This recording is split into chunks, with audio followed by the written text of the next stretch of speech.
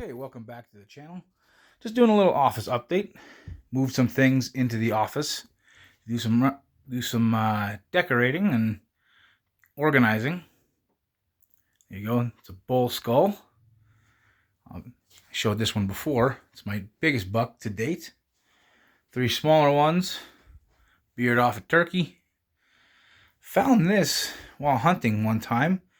I think it's a pack rat skull. It's kind of cool, but yeah, I found that. And then just some things I like to see. Like here's a little bit of way to age whitetails. And that's kind of a cool painting. Found that at a thrift store. And then, I like this one. The Anatomy of a Pew. And then just some other paintings here. And then found this really cool photograph. Just a beautiful bull. And to give another update. So I was able to make the trip today to the Gunsmith and bring them the go-no-go gauges and the reamers for cutting the chambers. These are the dies again. And he said that he'll be able to start working on it within the next couple weeks. Things are swamped until the end of the year and first thing at the beginning of the year. But he's going to start working on it soon so we can get it up and running. When he saw the design and everything else too, and they saw the gauges and the reamer, he got excited. I'm like, man, that's, you're working on something good when you can make a gunsmith excited for a new project. And I think this is going to be a lot of fun. It's really going to be just a great all-around cartridge.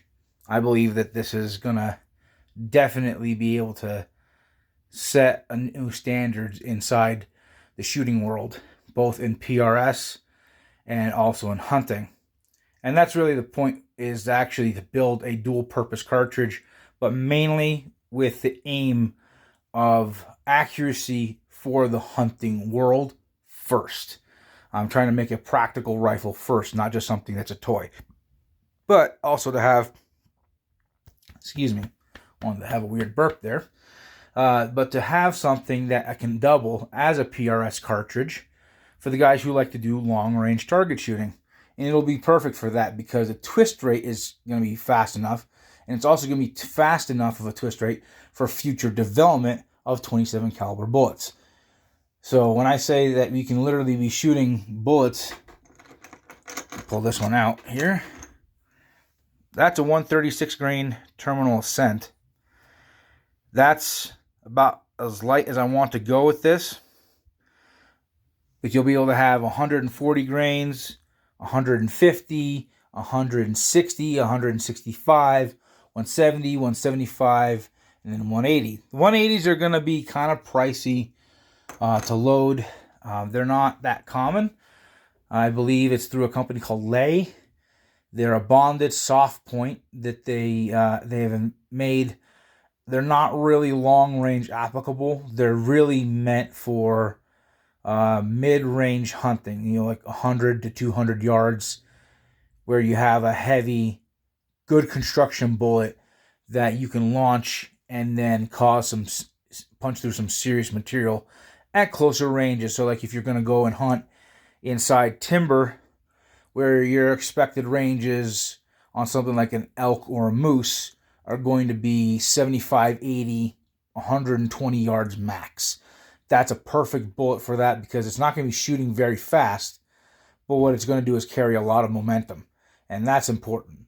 And then kind of the same thing, the goal is to be able to push like a 165 Nosler Accubon long range out of a 22-inch barrel at mid 2900s. That's a really good velocity. It's going to have a lot of energy. And from the math I've been doing, it's still going to maintain more than 1,400 foot-pounds of energy at 800 yards, making it genuinely ethical on elk and moose at that range. So it's definitely going to be a good cartridge. It's also going to be still fairly mild in the recoil. But for now, we just have to wait. It stinks. I want to get this thing done and done now. But you know what? Life doesn't happen at the drop of the hat. I've made it this far. I'll be all right in a couple weeks. So that's the update. Stay tuned. Please like, subscribe, share. And remember, it's always good to share your own hunting stories. And we always like to hear from you. So you can tell us a hunting story, or tell us what your favorite cartridge is, why, what you like to load it with, or even just what your favorite rifle is. Whether it's your first one, your current one, whatever it is. We just like to hear from you. So please like, subscribe, share, comment, whatever the case is. We're trying to turn this into something where we can have a good group of people as a community to be able to share all of this together. All right, we'll talk to you again.